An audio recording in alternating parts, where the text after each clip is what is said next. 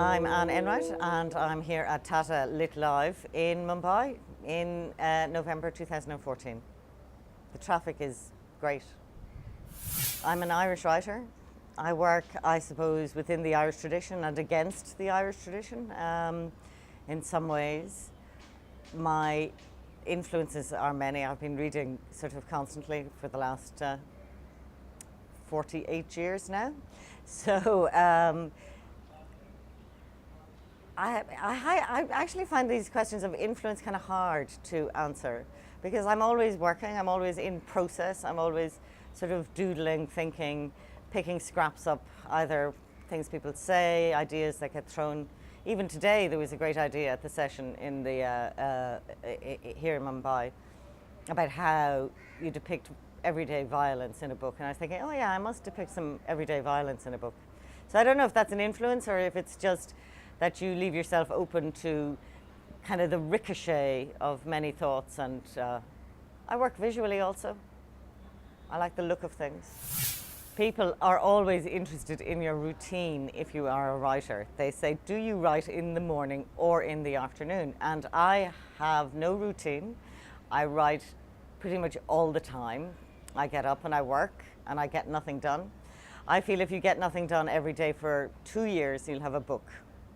So I get nothing done repeatedly, all the time. If I get 200 words in a day, then I will consider that a successful enough day. But as often I would lose more words than I write. So I just write all the time. I mean, it's what I do. It's my job, it's my vocation, it's my life. Since I had children, I've been obliged to stop writing at certain times. I'm told to stop writing, so I don't really work on the weekends anymore.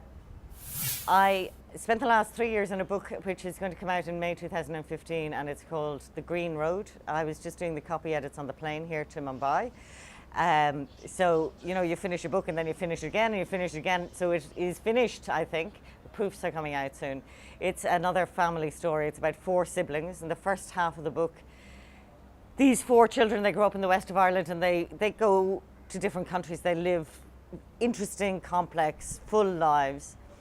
And then halfway through the book, they have to come home because their mother announces that she's going to sell the house, and they have to sort out the mother. And the mother is quite a business. And I hope realize that that's where the book has been going all the time. So the first half is called Leaving, and the second half is called Coming Home.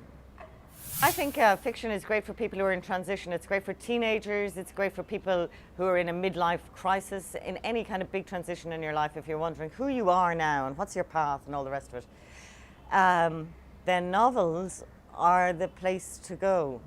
I don't recommend my books for very young readers because some of the material is quite strong.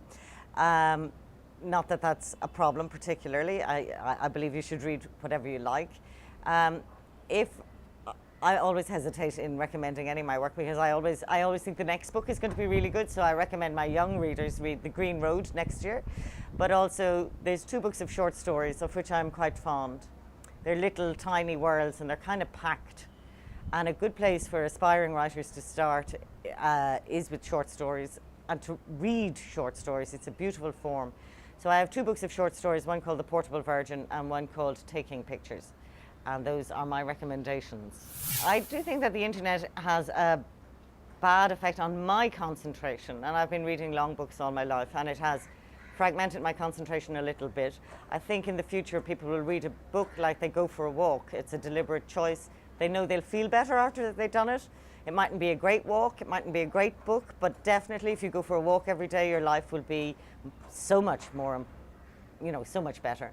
And if you read a book every 2 weeks or every month or whatever, then but it's going to be so much more of a conscious choice, and that's going to put writers really on their mettle.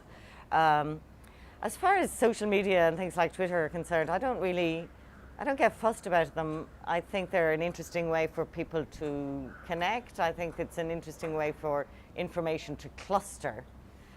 And I think that these clusters of information could be fruitful as, almost as a shape and how we shape our interest.